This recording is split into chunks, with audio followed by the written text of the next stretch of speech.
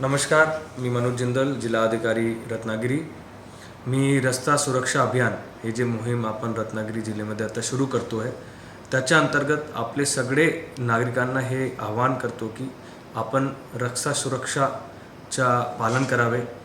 त्याच्यामध्ये बिना हेल्मेटचे बाईक चालवणे, रॉंग साईडला ड्राईव्ह करणे, बाकी आपण जे पेडेस्ट्रियन्स असतो जे रोडवर वेगवेगळे लोक आपले ट्रॅव्हल करतो आहे, चालतो आहे, केअरफुली त्यांचे आजूबाजू आपली बाईक किंवा गाडीला चालवणे किंवा पार्किंग करणे, हे सगळी वेगवेगळी रस्ता सुरक्षाशी संबंधित जे गोष्टी आहेत त्याच्यामध्ये आपण लक्ष घालावे.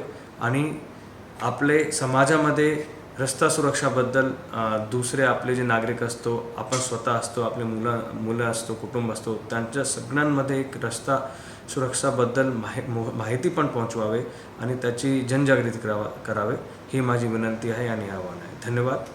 जय हिंद, जय महाराष्ट्र.